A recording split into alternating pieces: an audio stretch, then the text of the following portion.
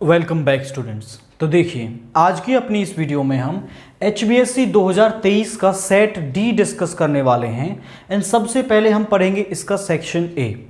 तो section A से सबसे पहला क्वेश्चन आपको क्या दे रखा है, if fx is equal to x की power 4 and fr2r then fx is. तो आपको एक फंक्शन दे रखा है जिसकी डोमेन और कोडोमेन दोनों ही क्या है, रियल नंबर्स दे रखी हैं। That is question number 1। fr2r एक फंक्शन डिफाइंड है एंड जो fx है वो किसके बराबर है, x की पावर 4 के। तो यहां पर आपको बताना है कि क्या ये एक 1-1 फंक्शन है या फिर ऑन टू फंक्शन है या फिर किस टाइप का फंक्शन ये रहेगा। तो हम देखिए इसको, यहां पर डोमेन भी रियल नंबर, यहां पर कोडोमेन भी रियल नंबर और यहां f डिफाइंड है। यहां पर -2, -1, 0, 1, 2 यहां पर भी रियल नंबर्स हैं आपके। जब हम इसके अंदर 0 रखेंगे तो वैल्यू मिलेगी 0, 0 से मैप हो जाएगा। जब हम इसके अंदर रखेंगे 1 तो देखिए 1 की पावर 4 क्या हो जाएगा, 1 हो जाएगा, मैप करेगा। -1 की पावर 4 भी क्या होता है, 1 होता है। अब आप ध्यान से देखें, 1 और -1 की क्या है, इसमें सेम इमेज मिल रही है, यूनिक इमेज नहीं है। तो आप बोलेंगे 1 and -1 have same image, so f is not 1-1। तो जो f है वो क्या होगा, वो 1-1 नहीं होगा, क्योंकि हर एलिमेंट की यूनिक इमेज होनी चाहिए। हम इसमें -2 पुट करेंगे तो 2 की पावर 4 हो जाएगा आपका, 16 से मैप करेगा ये। आप ध्यान से देखें तो यहां पर x की पावर 4 है, मतलब स्क्वायर का स्क्वायर है। तो जब आप इसके अंदर कोई भी नेगेटिव वैल्यू रखोगे तो हमेशा पॉजिटिव वैल्यू अंदर से मिलेगी। मतलब यहां के जो सारे नेगेटिव नंबर्स हैं वो किससे मैप करेंगे, वो पॉजिटिव नंबर्स से मैप करेंगे। तो यहां पर जो कोडोमेन में आपके नेगेटिव नंबर्स हैं उनकी कोई भी प्री इमेज नहीं होगी, so f is not onto. यहां बोलेंगे all negative numbers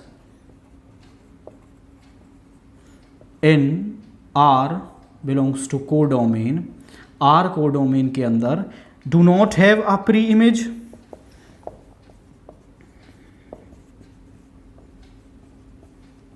so f is not on to। तो f 1-1 भी नहीं है और on to भी नहीं है, तो f क्या हो जाएगा आपका, इसमें ऑप्शन डी को टिक करेंगे, नाइदर 1-1 नॉर on to।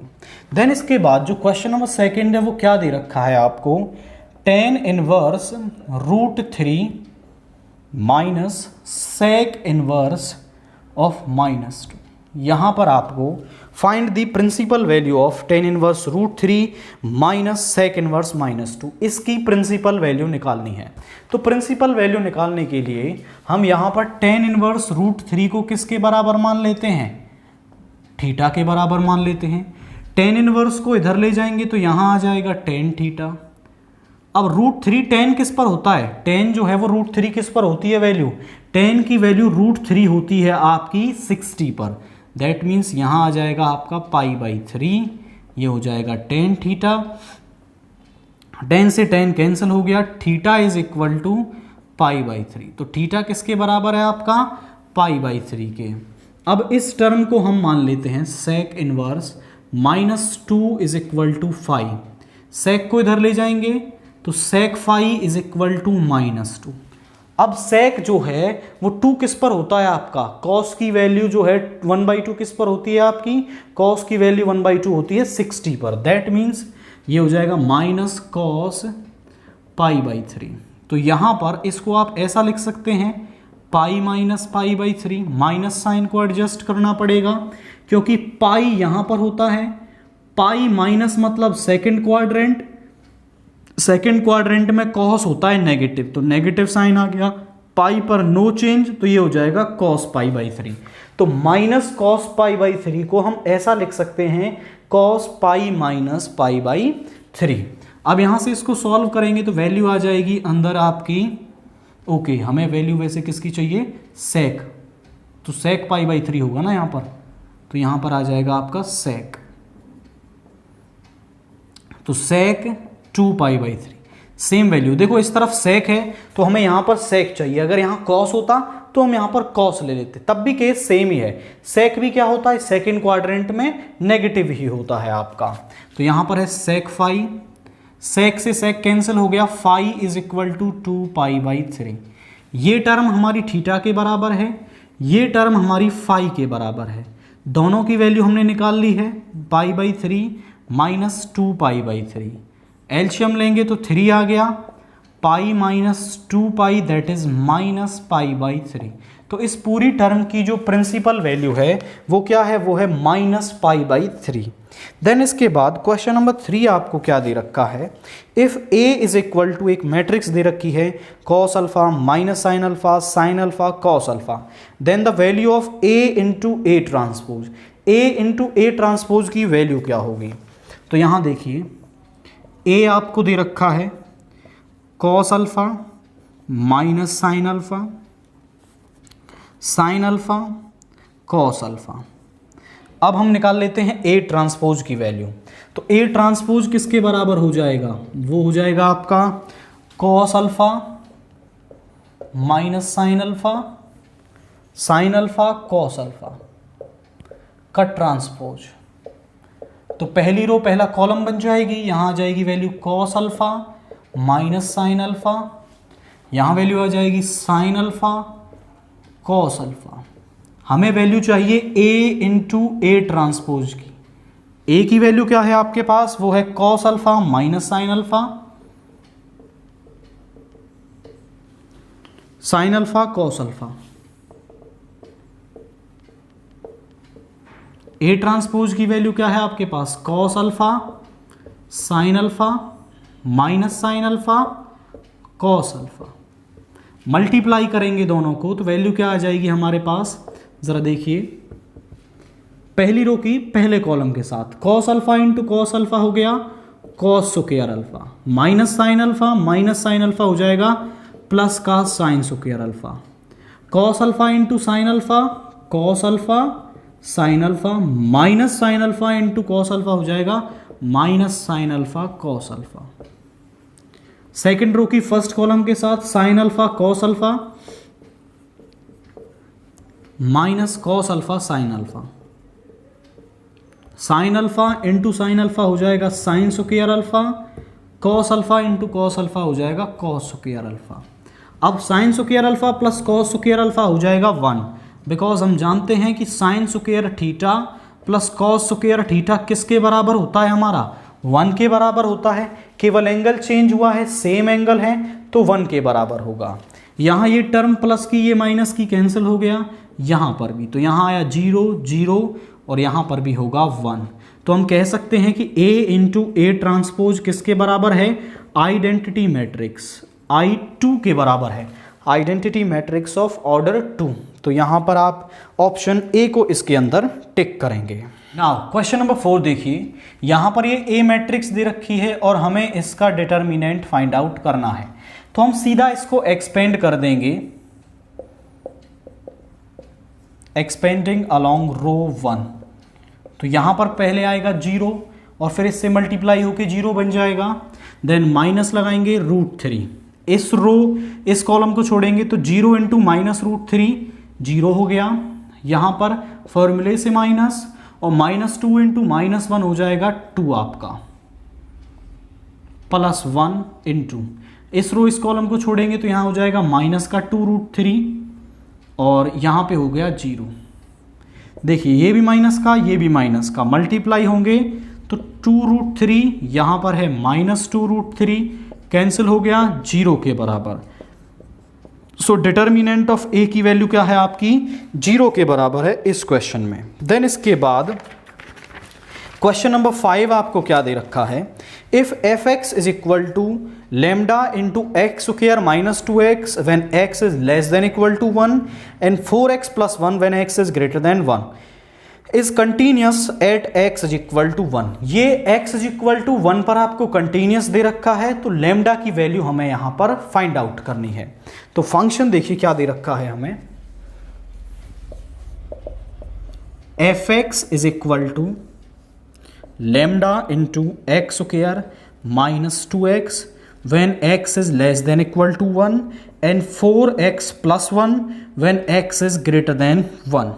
तो यहाँ पर ये x is equal to 1 पर कंटिन्यूस है, तो हम इसमें लेफ्ट हैंड लिमिट निकाल लेते हैं। At x is equal to 1 पर हम फाइंड आउट कर रहे हैं limit x tends to 1 minus. अब लेफ्ट हैंड लिमिट के लिए फंक्शन क्या होगा, जहां पर x लेस देन 1 है, x यहां पर लेस देन 1 है, तो ये क्या है लेफ्ट हैंड लिमिट के लिए फंक्शन हो जाएगा lambda into x square minus 2x। यहां पर हम x को पुट कर देंगे 1 minus h as h tends to 0, तो यहां बन जाएगा limit h tends to 0 lambda into 1 minus h का स्क्वायर 2 इंटू 1 माइनस एच। अब हम h की जगह 0 सब्सटीट्यूट कर सकते हैं, तो यहाँ हो जाएगा लैम्डा 1 माइनस 0 का स्क्वायर 1 माइनस 2 और ये हो जाएगा 1। यहाँ पे आ गया लैम्डा 1 माइनस 2, अंदर से आएगा -1, तो लेफ्ट हैंड लिमिट की वैल्यू हो गई माइनस लैम्डा आपकी। अब हम निकालते हैं right hand limit. Limit x tends to 1 positive. Right hand limit के लिए फंक्शन क्या होगा, जहां पर x ग्रेटर देन 1 है, दैट मीन्स 4x प्लस 1। यहां पर हम x को पुट कर देंगे 1 plus h as h tends to 0, तो यहां पे हो गया limit h tends to 0 4 into 1 plus h plus 1। जहां पर भी x है वहां पर हम 1 प्लस एच पुट कर देंगे, तो यहां बन गया लिमिट h टेंड्स टू 0 और एक ब्रैकेट लगानी है वरना ये लिमिट इसके साथ रह जाएगी, तो यहां पर 4 प्लस 4h प्लस 1, h की जगह 0 सब्सटीट्यूट करेंगे तो यहां बचेगा 5, तो राइट हैंड लिमिट की वैल्यू क्या आ रही है 5। f1 की वैल्यू और निकाल लेते हैं, x इज इक्वल टू 1 यहां पर है, तो यहां आप x की जगह 1 रख देंगे, तो लैम्डा इंटू 1 का square minus 2 lambda into 1 minus 2 that means minus lambda. हमारे पास लेफ्ट हैंड लिमिट आ गई, राइट हैंड लिमिट आ गई, फंक्शन की वैल्यू आ गई उस पॉइंट पर। क्योंकि जो फंक्शन है वो उस पॉइंट पर कंटिन्यूस है, तो left hand limit, right hand limit और f1 की वैल्यू बराबर होगी। Since the function is continuous at x is equal to 1, Therefore LHL is equal to RHL is equal to F1 के बराबर होगा। तो LHL की वैल्यू है माइनस लैम्डा, RHL की वैल्यू है 5 और ये है माइनस लैम्डा। इन दो को कंपेयर कर लेते हैं, तो minus lambda is equal to 5 and lambda is equal to -5। तो जब ये function x is equal to 1 पर कंटिन्यूस है तो लैम्डा की वैल्यू क्या होगी, हमारी लैम्डा की वैल्यू होगी -5। देन इसके बाद क्वेश्चन नंबर 6 आपको क्या दे रखा है, radius of a spherical balloon is increasing at the rate of 1 centimetre per second, find the rate of change of its surface area when its radius is 2 centimetre. क्या है कि आपके पास एक स्फेरिकल बलून है, उस स्फेरिकल बलून की जो radius है वो किस रेट से इंक्रीज हो रही है, 1 सेंटीमीटर पर सेकेंड के रेट से। Find the rate of change of its surface area, तो उसका सरफेस एरिया किस रेट से चेंज होगा ये हमें बताना है। तो हम मान लेते हैं that is question number 6, let r is the radius and s denotes the surface area of sphere के सरफेस एरिया को डिनोट करता है। तो dr/dt की वैल्यू दे रखी है हमें, that is 1 centimetre per second. Sir आप बोले हमें क्या पता कि जो रेडियस है वो with respect to time change हो रही है, तो आप ध्यान से देखें इसकी यूनिट, सेंटीमीटर किसकी यूनिट है, रेडियस की, और सेकेंड किसकी यूनिट है, टाइम की। तो dr/dt मतलब जो उसकी रेडियस है वो with respect to time change हो रही है आपकी। सो dr/dt की वैल्यू आपको दे रखी है।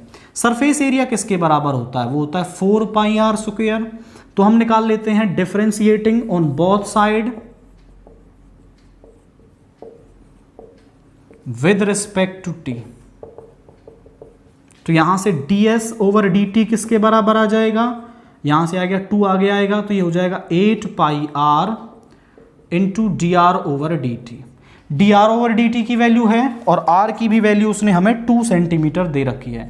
तो 8 पाई इंटू 2 इंटू 1, तो 8 2 ज़ा 16 pi centimetre square per second. तो rate of change of it surface area क्या रहेगा, वो रहेगा 16 pi centimetre square per second होगा। नाउ क्वेश्चन नंबर 7 देखिए, the slope of tangent to the curve a y square is equal to x cube at the point a m square a m cube. तो आपको क्या है, एक curve दे रखा है, उस कर्व पर slope of tangent find out करना है। तो उस कर्व के लिए आपको dy बाई डी एक्स की वैल्यू निकालनी है। dy बाई डी एक्स को ही हम क्या कहते हैं, स्लोप ऑफ टेंजेंट कहते हैं। तो कर्व आपको क्या दे रखा है, द गिवन कर्व इज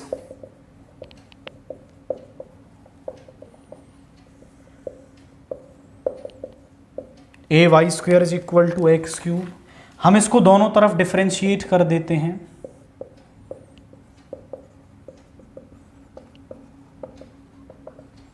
तो यहां पहले पावर का करेंगे तो 2ay और y का हो जाएगा dy by 3x, x cube का 3x स्क्वायर।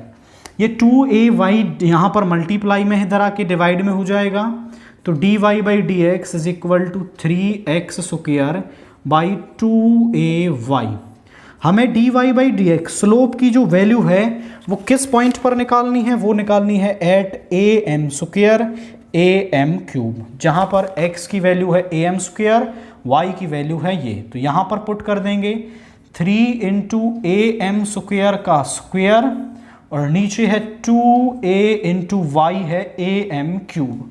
तो यहाँ आ जाएगी वैल्यू 3a स्क्वायर और m की पावर 4, नीचे 2a into a m cube. a into a square हो जाएगा, इससे कैंसिल हो गया।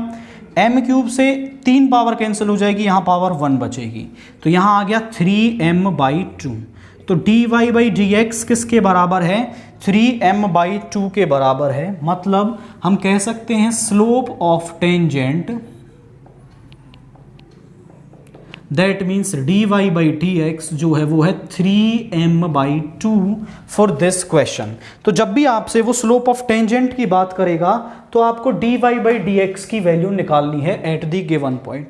यहीं पर वो आपसे स्लोप ऑफ नॉर्मल पूछ लेता, तो स्लोप ऑफ नॉर्मल आप किस तरीके से निकालते, स्लोप ऑफ नॉर्मल जो होता है वो होता है -1 अपॉन स्लोप ऑफ टेंजेंट। तो आपको पहले स्लोप ऑफ टेंजेंट निकालना है और फिर उसका नेगेटिव रेसिप्रोकल आपको कर देना है।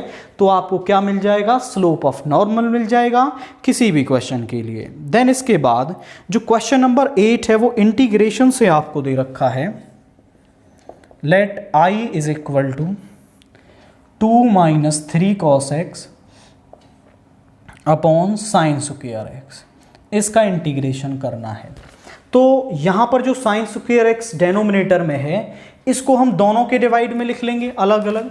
तो यहाँ पर आ जाएगा 2 upon sine square x D x minus 3 को बाहर लिख लें cos x upon sine square x को आप ऐसा भी लिख सकते हैं sine x into sine x D x.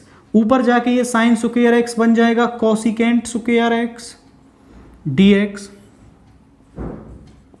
-3 बाहर है, cos x upon sine x हो जाएगा cot x और साइन एक्स ऊपर जाके बन जाएगा cosecant x dx। Cosecant square x का जो इंटीग्रेशन है वो होता है -cot x, तो -2 cot x और cot x into cosecant x का जो इंटीग्रेशन है वो होता है माइनस कोसिकेंट x, तो -3 into minus cosecant x plus c। इससे इसकी मल्टीप्लाई करेंगे तो माइनस ये हो जाएगा 3 cosecant x -2 cot x plus c। और यही क्या है आपकी इस इंटीग्रेशन की वैल्यू है। दैट मीन्स आप इसमें ऑप्शन बी को टिक करेंगे इसके अंदर। देन इसके बाद जो क्वेश्चन नंबर 9 है वो भी आपको इंटीग्रेशन से ही दे रखा है। क्या दे रखा है question, let i is equal to x e की पावर 2x dx। अब इसका सीधा तो कोई फॉर्मूला होता नहीं है, तो हमें इसमें इंटीग्रेशन बाय पार्ट्स लगाना होगा। तो सबसे पहले according to the rule of ILATE, जहां पर I inverse trigonometric function, L logarithm function, A algebraic function, T trigonometric function और ई होता है एक्सपोनेंशियल फंक्शन। एक्सपोनेंशियल लास्ट में है तो ये सेकंड फंक्शन, ये फर्स्ट फंक्शन। अब हम इसका इंटीग्रेशन कर देंगे, इंटीग्रेटिंग बाय पार्ट्स।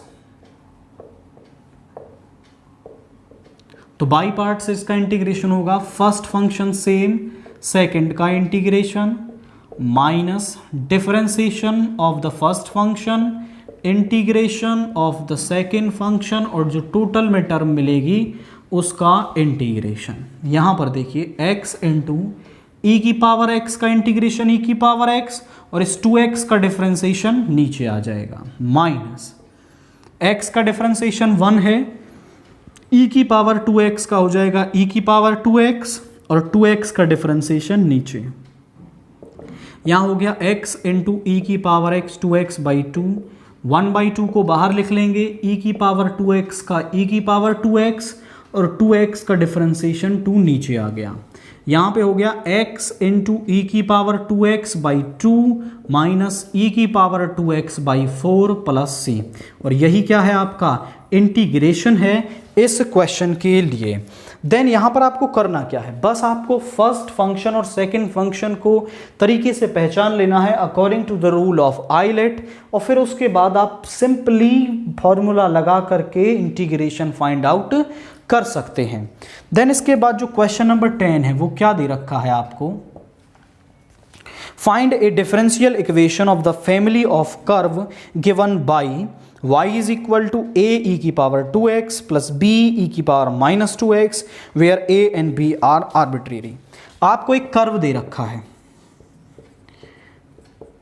और इस कर्व के लिए आपको डिफरेंशियल इक्वेशन बनानी है। तो डिफरेंशियल इक्वेशन बनाने के लिए हम करते क्या हैं, हमें उस कर्व में जितने आर्बिट्रेरी कांस्टेंट दे रखे हैं उतनी बार तो हम उसका डिफरेंशिएशन करते हैं। तो यहां आर्बिट्रेरी कांस्टेंट हैं 2 आपके, तो 2 बार हम डिफरेंशिएशन करेंगे, और जैसे ही हमारे आर्बिट्रेरी कांस्टेंट वहां से रिमूव हो जाएंगे वो कर्व हमारा किस में इंटरचेंज हो जाएगा, डिफरेंशियल इक्वेशन में इंटरचेंज हो जाएगा। तो हम इसको डिफरेंशिएट करेंगे, differentiating on both side with respect to x।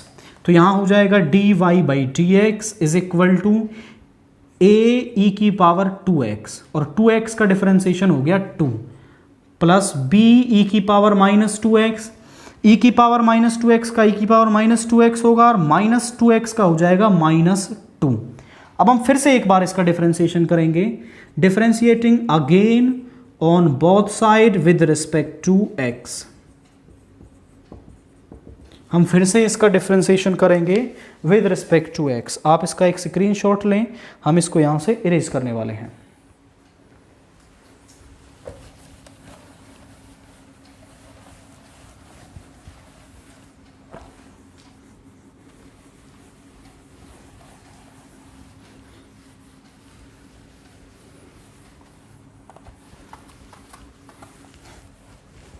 तो यहां पर देखिए, जब फिर से इसका डिफरेंशिएशन होगा तो क्या बन जाएगा, d2y over dx square is equal to 2a constant है बाहर रहेगा, e की पावर 2x का e की पावर 2x, और 2x का हो जाएगा 2 माइनस 2a बाहर रहेगा 2b, और e की पावर माइनस 2x का e की पावर माइनस 2x, और माइनस 2x का माइनस 2 मल्टीप्लाई करेंगे।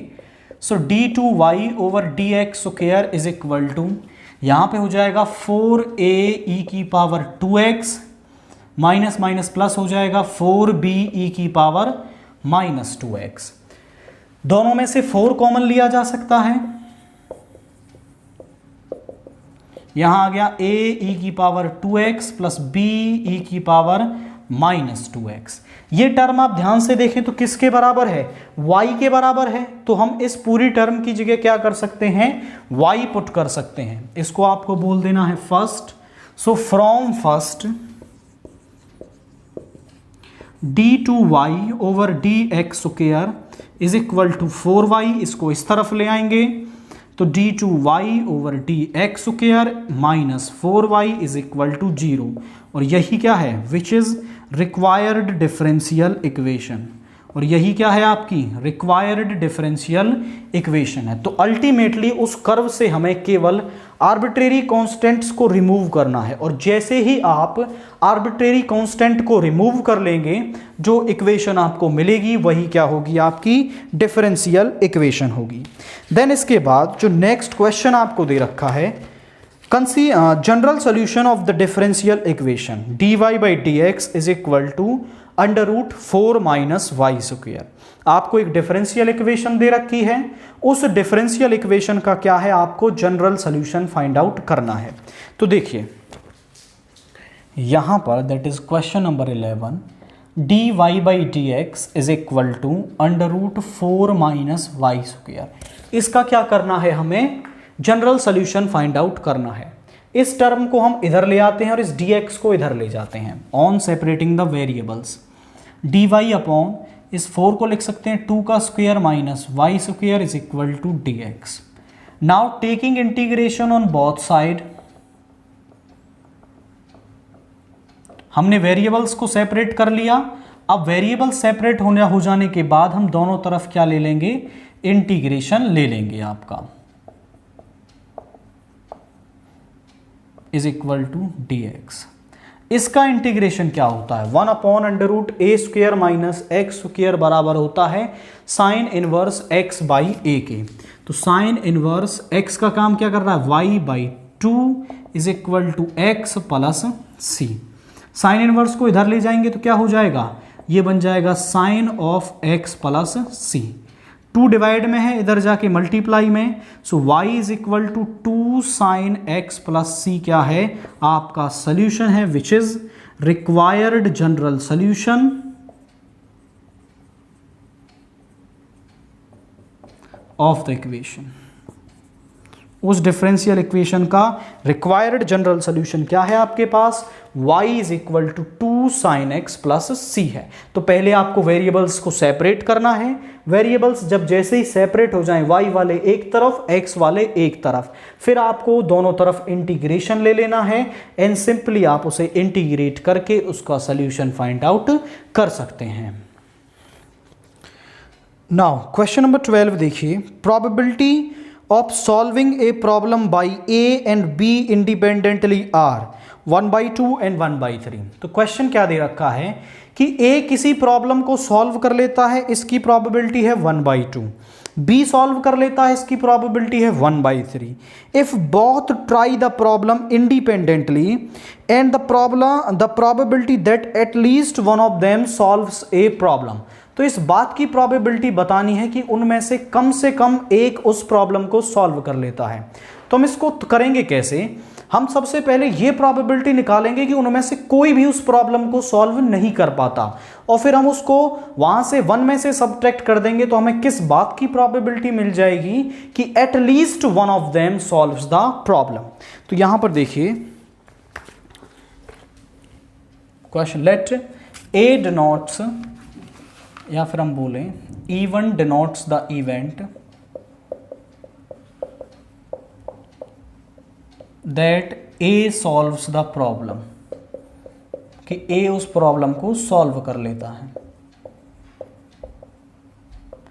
E2 denotes the event that B solves the problem. तो E1 की जो वैल्यू है वो कितनी दे रखी है हमें क्वेश्चन में, कि A उसको सॉल्व कर लेता है, वो 1/2। E2 मतलब B सॉल्व कर लेता है, इसकी प्रोबेबिलिटी 1/3। अब उसको A सॉल्व ना कर पाए, E1 बार, वो होगा 1 minus E1, that means 1/2। E2 बार मतलब B उसको सॉल्व ना कर पाए, 1 माइनस E2, वो हो जाएगा आपका 1 माइनस 1/3, दैट इज 2/3 आपका। अब यहां पर probability that none of them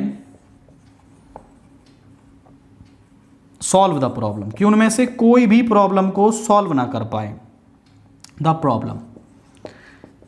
तो मतलब A भी सॉल्व ना कर पाए और B भी सॉल्व ना कर पाए, इसको हम लिख सकते हैं P E1 bar into P E2 बार, PE1 बार की जो वैल्यू है वो है हमारे पास 1/2, PE2 बार की जो वैल्यू है वो है 2/3।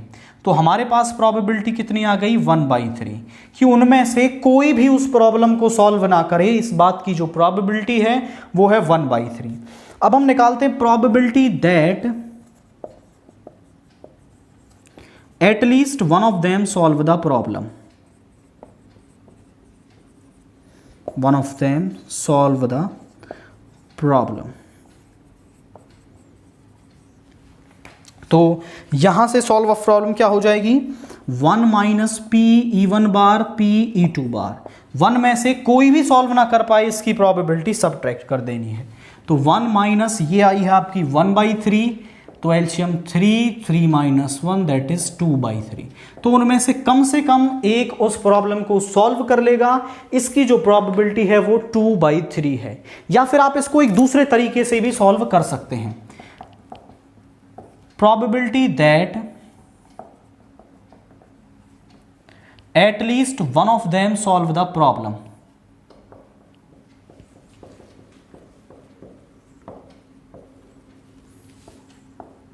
कि उनमें से कम एक उस प्रॉब्लम को सॉल्व कर ले। तो जरा देखिए भाई, दोनों साथ सॉल्व कर रहे हैं, हो सकता है उसको E1 A सॉल्व कर ले, B से सॉल्व ना हो, या फिर हो सकता है A से सॉल्व ना हो B सॉल्व कर ले, या फिर दोनों भी सॉल्व कर लेंगे तो भी कम प्रॉब्लम सॉल्व हो जाएगी।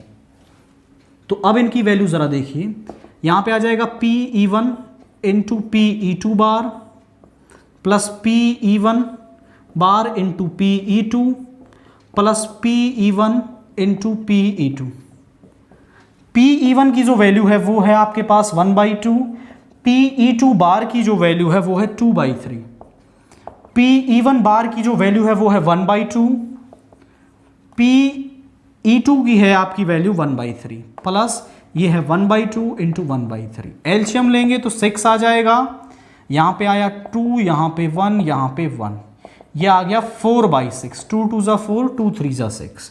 तो उनमें से कम एक उस प्रॉब्लम को सॉल्व कर ले, इसकी जो प्रोबेबिलिटी है वो क्या है आपकी 2/3 है। आप कोई सा भी मेथड प्रीफर करें, आंसर सेम ही मिलने वाला है आपको। देन इसके बाद क्वेश्चन नंबर 13 देखिए, a pair of dice is throne 4 times. एक पेयर ऑफ डाइस है आपकी जिसको क्या है आपका 4 टाइम्स फेंका जाता है।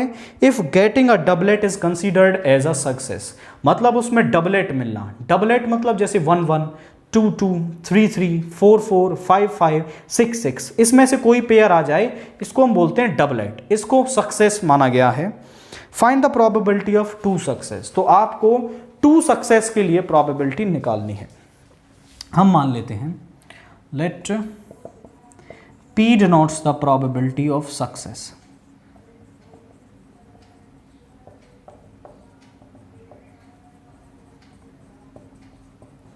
And Q denotes the probability of failure.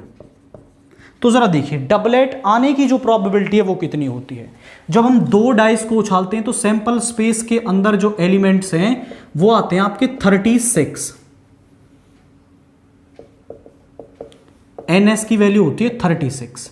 Doublet कितने आते हैं, डबलेट हमारे आएंगे, डबलेट आते हैं टोटल 6, डबलेट 6 होते हैं, 1 1 2 2 3 3 4 4 5 5 6 6, ये टोटल 6 डबलेट होते हैं, टोटल है 36। तो डबलेट आने की जो प्रोबेबिलिटी है वो हो जाएगी 1/6। तो डबलेट आएगा इसकी प्रोबेबिलिटी 1/6, और डबलेट नहीं आएगा वो होगा 1 माइनस P दैट इज 5/6। तो डबलेट आने की जो प्रोबेबिलिटी है वो है 1/6, और ना आने की जो प्रोबेबिलिटी है वो है आपकी 5/6। अब हम यहां पर हमें वैल्यू निकालनी probability of 2 success. Let x denotes the random variable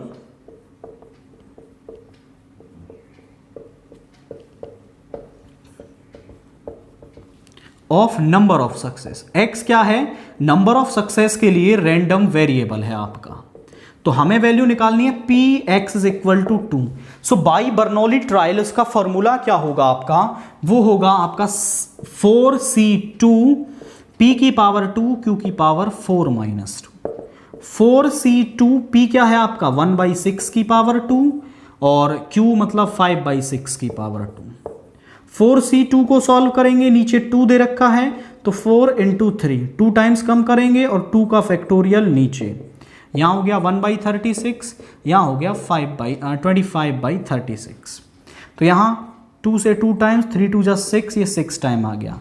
so 25/36 into 6 हो जाएगा 216। तो हमें 2 सक्सेस मिलेंगे। इसकी जो प्रोबेबिलिटी है वो क्या मिल रही है हमें, 25/216 आ रही है इस क्वेश्चन के लिए। तो अगर वो पूछता 3 सक्सेस तो 4C3 p की पावर 3 q की पावर 4 माइनस 3, 4 सक्सेस तो 4C4 p की पावर 4 q की power 4 minus 4, 1 success 4C1 p की पावर 1 q की पावर 4 माइनस 1। इस तरीके से आप डिफरेंट फेजेस के लिए प्रोबेबिलिटी कैलकुलेट कर सकते हैं। क्वेश्चन नंबर 14 देखिए, 2 cards are drawn at random from a deck of 52 playing cards. 52 cards में से 2 कार्ड्स आपके ड्रा किए जाते हैं। x be the number of aces obtained. x किसको डिनोट करता है कि उसमें हमें कितने नंबर ऑफ एसेस मिल रहे हैं। Then find the expected value of x। Expected value बोल दे, मीन बोल दे, सेम ही बात है आपकी। तो आपको मीन फाइंड आउट करना है। मीन फाइंड आउट करने से पहले हम क्या है, इसमें आपका प्रोबेबिलिटी डिस्ट्रीब्यूशन फाइंड आउट करेंगे, देन इसके बाद हम मीन को फाइंड आउट करेंगे। लेट हम इसमें मान लेंगे, late A denotes the event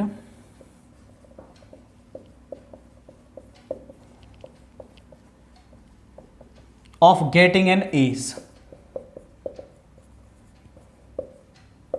कि हमें वहां से एक एस मिले। इस इवेंट को क्या डिनोट करता है, ए डिनोट करता है। And A bar denotes the event of not getting A S, कि वहां से एक एस ना मिले, इस इवेंट को ए बार डिनोट करता है। तो पी ए, एक एस कितने होते हैं टोटल उसके अंदर, जो हमें इक्के बोलते हैं उन्हें, तो वो होते हैं आपके 4। टोटल कार्ड्स हैं 52, उसमें से 4। तो पी ए की जो प्रोबेबिलिटी है वो 1/13 आ गई। पी ए बार की प्रोबेबिलिटी क्या हो जाएगी, 1 minus P A, that means 12/13। Let X denotes the, X दे ही रखा है उसने, X denotes the random variable of number of aces. तो नंबर ऑफ एसेस के लिए जो रैंडम वेरिएबल है उसको x डिनोट करता है। तो x की वैल्यू क्या हो सकती है, क्लियरली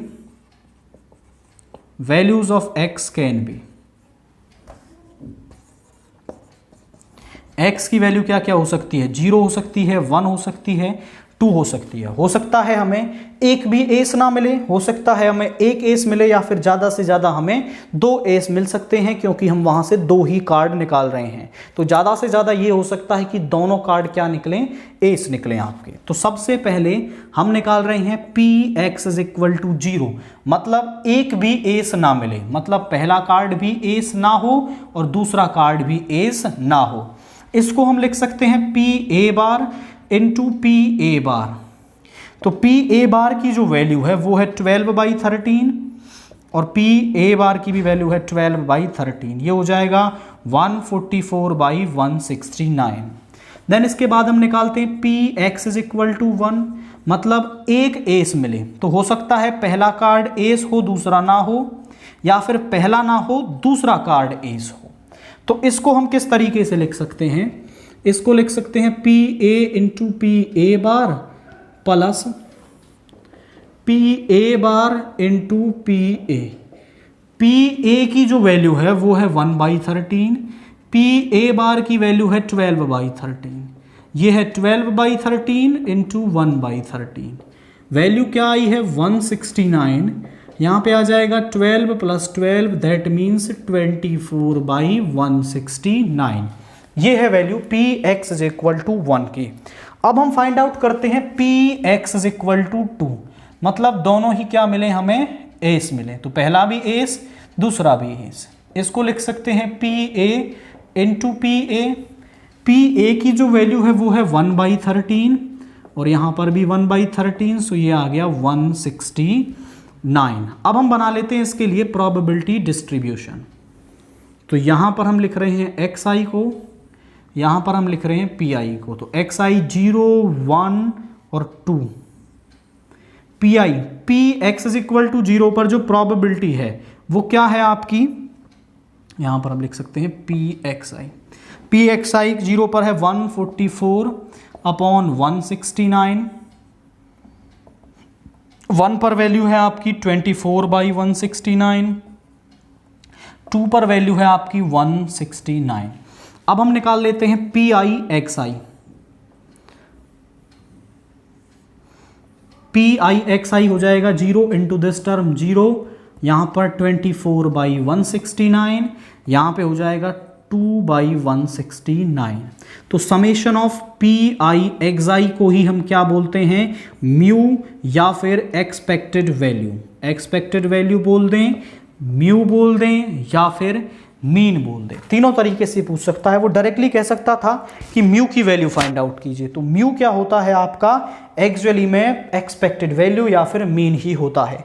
तो इसका समेशन आपको कर देना है, तो म्यू किसके बराबर आ जाएगा, 0 + 24/169 + 2/169।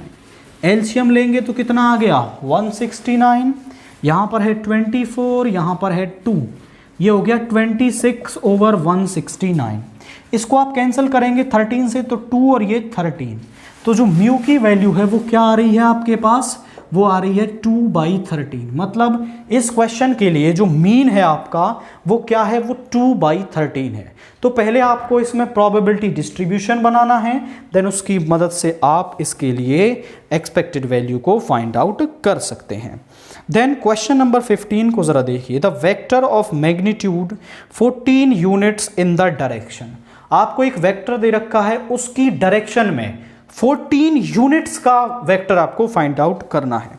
तो उस गिवन वेक्टर को हम मान लेते हैं, let a vector is equal to 2i cap minus 3j cap plus 6k cap. इस किसी भी वेक्टर की डायरेक्शन में वेक्टर होता है, मान लीजिए ए वेक्टर की डायरेक्शन में मुझे एक वेक्टर फाइंड आउट करना है, तो वो होगा ए वेक्टर को मुझे उसके मॉड्यूलस से डिवाइड करना पड़ेगा। तो यहाँ पर ए मॉड्यूलस निकाल लेते हैं हम, वो होगा आपका 2 × 4, 2 का स्क्वायर माइनस 3 का स्क्वायर 9, 36, ये हो जाएगा √49, दैट मीन्स 7। तो a vector in the direction of a vector is given by, तो इस ए वेक्टर की डायरेक्शन में एक वेक्टर क्या होगा, वो होगा ए वेक्टर अपॉन ए वेक्टर का मॉड्यूलस। ए वेक्टर है 2i cap minus 3j plus 6k cap, नीचे आ गया 7। बट हमें तो इसकी डायरेक्शन में एक वेक्टर निकालना है जो कितने का हो, 14 यूनिट्स का हो। तो जब वो ऐसा बोले कि इसकी डायरेक्शन में कोई वेक्टर फाइंड आउट कीजिए जो 7 यूनिट्स का हो, 5 यूनिट्स का हो, 14 यूनिट्स का हो, तो आपको क्या करना है, जितनी यूनिट्स दे रखी हैं उससे मल्टीप्लाई कर देना है। सो आप लिखेंगे a vector of 14 units, a vector, या फिर आप लिखें a vector in the direction of a vector of 14 units is given by, वो क्या होगा, वो होगा 14 इंटू ए वेक्टर अपॉन ए वेक्टर का मॉड्यूलस। तो यहाँ पर 14 इंटू ए वेक्टर क्या है आपका, वो है आपका यहाँ पर 2i cap minus 3j cap plus 6k cap, और ए वेक्टर का मॉड्यूलस आया है 7। वो 14 यूनिट्स की बात कर रहा था तो हमने 14 यूनिट से मल्टीप्लाई कर दिया। वो 10 यूनिट्स की बात करेगा, 10 यूनिट्स से मल्टीप्लाई कर देंगे। जितनी यूनिट्स की कहता है उतने यूनिट्स से इसको मल्टीप्लाई कर दीजिए। 7 से 2 टाइम्स 2 के अंदर मल्टीप्लाई करो, 4i cap minus 6j cap plus 12k cap. तो 14 यूनिट्स का वेक्टर उसकी डायरेक्शन में क्या होगा, दैट इज ऑप्शन सी। आप ऑप्शन सी को इसके अंदर टिक करेंगे। नाउ क्वेश्चन नंबर 16 देखिए, find the angle between the planes. आपको ये दो प्लेन्स दे रखे हैं एंड इनके बीच में एंगल फाइंड आउट करना है। तो जब आपके पास प्लेन्स की स्टैंडर्ड इक्वेशन क्या होती हैं, वो होती हैं a1x plus b1y plus c1z is equal to d1 and a2x plus b2y plus C2Z is equal to D2। तो इनके बीच में जो एंगल है वो क्या बनेगा, वो बनेगा कॉस थीटा। फाइंड आउट करने का फॉर्मूला है A1 A2 plus B1 B2 plus C1 C2 upon under root of A1 square B1 square plus C1 square under root of A2 square plus B2 square plus C2 square. तो यहाँ पर हम formula क्या बन जाएगा, cos theta is equal to 2 into 2 4 minus 1 into 1 is -1 minus 1 into 3 is -3। यहाँ पे आ जाएगा 2 का स्क्वेयर 4 माइनस 1 का स्क्वेयर 1 3 का स्क्वेयर 9। यहाँ पे आ जाएगा 2 का स्क्वेयर 4 1 और 1। यहाँ देखिए ऊपर बन गया 0, तो cos theta is equal to 0। Cos 0 किस पर होता है, पाई बाई 2 पर, तो इसको लिख सकते हैं कॉस पाई बाई 2। कॉस से कॉस कैंसिल हो गया, theta is equal to pi by 2। तो दोनों प्लेन्स के बीच में जो एंगल है वो क्या बन रहा है आपका, पाई बाई 2, या फिर आप कह सकते हैं both of the planes are perpendicular to each other. तो स्टूडेंट्स इस क्वेश्चन के साथ हमने सेक्शन ए को फिनिश कर लिया है। अब हम देखते हैं आपका सेक्शन बी।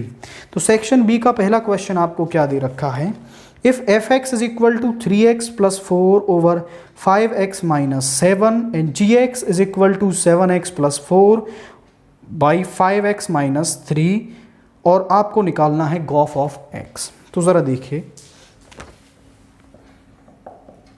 fx क्या दे रखा है आपको, fx is equal to 3x plus 4 upon में 5x माइनस 7 एंड gx आपको दे रखा है 7x plus 4 by 5x minus 3। अब यहाँ पर जैसे आपको f R minus 7 by 5 tends to R minus 3 by 5, इनसे आपको नहीं घबराना है। ये इनकी डोमेन और कोडोमेन दे रखी है। डोमेन में से एक नंबर एक्सक्लूड कर रखा है, कोडोमेन में से एक नंबर एक्सक्लूड कर रखा है, कि इस तरीके से कि फंक्शन डिफाइंड हो सके। उससे आपका कोई काम नहीं है, आपको निकालना है गॉफ ऑफ एक्स। तो गॉफ ऑफ एक्स आप कैसे निकालेंगे, इसको आप लिख सकते हैं g of F x. F x की वैल्यू क्या है आपके पास, वो है 3x plus 4 upon 5x minus 7। जहाँ पर भी g में x है वहाँ पर आप ये पूरी वैल्यू सब्सटीट्यूट कर देंगे। तो 7 into 3x plus 4 over 5x minus 3 plus 4 by 5 into 3x plus 4 over 5x minus 7 minus gx के अंदर रख रहे हैं हम वैल्यू -3। अब ज़रा देखिए ऊपर एलसीएम लेंगे तो ऊपर एलसीएम आ जाएगा 5x माइनस 3, 7 के अंदर मल्टीप्लाई हो जाएगी 21x प्लस 28, और यहाँ पर 4 की मल्टीप्लाई इससे होगी प्लस 20x माइनस यहाँ पर है 5x माइनस 7। 4 into 7 is 28। नीचे भी आप एलसीएम लेंगे तो एलसीएम आ जाएगा 5x माइनस 7, इसकी इससे मल्टीप्लाई हो जाएगी 15x प्लस 20, माइनस 3 की मल्टीप्लाई इससे होगी माइनस 15x प्लस 21। 15x से 15x और 28 से 28, 5x माइनस 7 से 5x माइनस 7। तो वैल्यू क्या आ रही है, 21x plus 20x is 41x, नीचे 20 प्लस 21 इज 41। तो इससे ये कैंसिल हो गया। That means Gauff of x की जो वैल्यू है वो आपके पास क्या आ रही है, x आ रही है। तो गॉफ ऑफ x इस क्वेश्चन में किसके बराबर है, आपका x के बराबर है। करना कैसे है, पहले आप इसे g ऑफ एफ एक्स लिख सकते हैं। एफ एक्स की वैल्यू है 3x plus 4 over 5x minus 7। जहाँ पर भी g के अंदर x है वहाँ पर आप ये वाली वैल्यू रख देंगे। इसे सॉल्व करते ही आपको गॉफ ऑफ x की वैल्यू मिल जाएगी। देन इसके बाद जो क्वेश्चन नंबर 28 है वो आपको प्रूव करना है किस तरीके से, tan inverse 3x minus x cube over 1 minus 3x square is equal to 3 tan inverse x के बराबर दिखाना है। तो हम सबसे पहले इसमें लेफ्ट हैंड साइड को ले लेंगे टेकिंग LHS। तो यहाँ पर आपको LHS के अंदर क्या करना है, x को tan थीटा पुट कर देना है, सच दैट tan को इधर ले आएंगे तो theta is equal to tan inverse x। तो यहाँ पे आ गया tan inverse 3 tan theta minus tan cube theta over 1 minus 3 tan square theta. अब ये किसका फॉर्मूला होता है? ये होता है tan 3 थीटा का फॉर्मूला। यहाँ पे आ गया tan inverse into tan 3 theta, tan inverse से tan कैंसिल हो गया, दिस इज 3 थीटा। थीटा किसके बराबर है? tan इनवर्स x के, तो 3 tan इनवर्स x, और वही क्या है हमारी राइट हैंड साइड है इस क्वेश्चन के लिए। तो आपको सबसे पहले लेफ्ट हैंड साइड को कंसीडर करना है, एंड लेफ्ट हैंड साइड में जैसे ही आप x is equal to tan theta put करेंगे आपका फॉर्मूला बन जाएगा और वैल्यू मिलेगी 3 थीटा। थीटा बराबर है tan इनवर्स x के, और हमें हमारी राइट हैंड साइड यहाँ पर मिल गई है। नाउ क्वेश्चन नंबर 19 देखिए, if a and b, a और b आपको दो मैट्रिक्स दे रखी हैं, आपको इनका ab और ba की वैल्यू फाइंड आउट करनी है। तो ज़रा देखिए, सबसे पहले हम फाइंड आउट करते हैं ab। तो आप a को पहले लिख लेंगे 1 माइनस 4 3, b को लिख लेंगे -1 2 1। a का जो ऑर्डर है वो है 3 क्रॉस 1 और इसका जो ऑर्डर है वो है 1 क्रॉस 3। तो यहाँ पर देखिए फर्स्ट मैट्रिक्स के नंबर ऑफ कॉलम्स दूसरे वाली के नंबर ऑफ रोज के बराबर हैं, मतलब मल्टीप्लिकेशन पॉसिबल है आपका। और यहाँ पर जो नई मैट्रिक्स है उसका ऑर्डर होगा 3 क्रॉस 3। पहली रो की पहले कॉलम से, तो 1 इंटू -1 इज -1। पहली रो की दूसरे कॉलम से, तो 1 इंटू 2 इज 2, 1 इंटू 1 इज 1। दूसरी रो की पहले कॉलम से, यहाँ जाएगा प्लस का 4, -8 -4, यहाँ आ जाएगा माइनस का 3 6 3। ये किसकी वैल्यू है? ए बी की वैल्यू है आपकी इस क्वेश्चन के लिए। देन हमें इसमें वैल्यू निकालनी है आपकी बी ए की। तो देखिए बी को पहले लिख लेंगे -1 2 1, और ए को यहाँ पर लिख लेंगे 1 -4 3, पहली रो की पहले कॉलम के साथ। तो ज़रा देखिए -1 into 1 is -1, 2 into -4 is -8, 1 + 3 is 3। ये हो गया -9 + 3 किसके बराबर आ जाएगा? -6 के। तो ए बी की तो 3 क्रॉस 3 की मैट्रिक्स है, और बी ए एक 1 क्रॉस 1 की मैट्रिक्स आपको यहाँ पर मिल रही है। देन इसके बाद क्वेश्चन नंबर 20 को आप देखें, तो इसको आपको प्रूव करना है। ए बी सी, यहाँ पर है a + 2x, b + 2y, यहाँ पर है आपका c + 2z, यहाँ पर है x y z। इसको 0 के बराबर प्रूव करना है। तो सबसे पहले हम इसमें इसकी लेफ्ट हैंड साइड ले लेंगे, और लेफ्ट हैंड साइड लेने के बाद यहाँ पर हम एक ऑपरेशन लगाएंगे। यहाँ पर है 2x, यदि मैं इसको 2 से मल्टीप्लाई करूं और इसमें से सब्ट्रैक्ट कर दूं तो 2x यहां से कैंसिल हो जाएगा, यहां पर 2y कैंसिल हो जाएगा, यहां पर 2z कैंसिल हो जाएगा। Operating R2 minus 2R3, R3 को 2 से मल्टीप्लाई करना है और R2 में से सब्ट्रैक्ट कर देना है। यहां पर है A B C, यहां पर देखिए A + 2x है, इसको 2 से मल्टीप्लाई करेंगे -2x, 2x से 2x कैंसिल हो गया, यहाँ बचा a, यहाँ बचेगा b, यहाँ बचेगा c आपका। तो यहाँ पर है x y z। अब ध्यान से देखिए रो 1 एंड रो 2 आइडेंटिकल हैं, तो ये किसके बराबर हो गया? 0 के, because R1 and R2 are identical. यदि 2 रोज और 2 कॉलम्स क्या हो जाते हैं आपके? आइडेंटिकल हो जाते हैं, तो पूरे डिटर्मिनेंट की वैल्यू क्या हो जाती है? 0 हो जाती है। और हमने इसको प्रूव कर दिया है is equal to right hand side, hence proof. तो केवल एक ऑपरेशन लगा के आप इसे राइट हैंड साइड के बराबर प्रूव कर सकते हैं। नाउ हम देखते हैं question number 21, differentiate sin x की power cos x with respect to x। आपको ये एक लॉगरिथम फंक्शन दे रखा है, फंक्शन की पावर फंक्शन दे रखी है, तो इसको हम डिफरेंशिएट करेंगे यूजिंग लॉगरिथम फंक्शन। दोनों तरफ लॉग लेके क्वेश्चन को सॉल्व करेंगे। So let y is equal to sine x की पावर cos x। नाउ हम दोनों तरफ लॉग ले लेंगे, taking log on both side. तो क्या बन जाएगा, log y is equal to log sin x की पावर cos x। अब log में जो फंक्शन की पावर होती है वो कहाँ जाती है, वो आगे आ जाती है। तो यही सेम प्रॉपर्टी हम यहाँ पर लगाएंगे, cos x आगे आ जाएगा। So log y is equal to cos x into log sin x। ये एक फंक्शन, ये एक फंक्शन, दोनों तरफ डिफरेंशिएट करेंगे तो प्रोडक्ट रूल से इनका डिफरेंशिएशन हो जाएगा। Differentiating on both side with respect to x। यहाँ पे पहले log का करेंगे तो 1/y और y का हो गया dy by d x is equal to, first function same तो cos x सेम, पहले log का करेंगे तो log का हो जाएगा 1/sin x और sin x का करेंगे तो वो हो जाएगा cos x।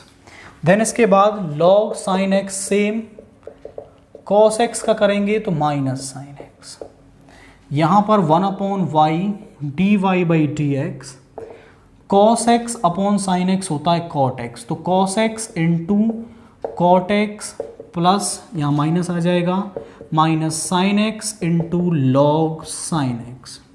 यहाँ पर ये y डिवाइड में इधर जाके मल्टीप्लाई में हो जाएगा, dy by d x is equal to y into cos x cot x minus sin x log sin x। y की वैल्यू क्या है हमारे पास, y की वैल्यू है sin x की पावर cos x, वो हम यहाँ पर सब्सटीट्यूट कर देंगे। So dy by d x is equal to sine x की पावर cos x और यहाँ पर है cos x into cot x minus sin x into log sin x, और यही क्या है आपका डिफरेंशिएशन है इस क्वेश्चन के लिए। तो आपको पहले दोनों तरफ log लेना है, प्रॉपर्टी यूज करनी है एंड डिफरेंशिएशन फाइंड आउट कर सकते हैं आप इस क्वेश्चन के लिए।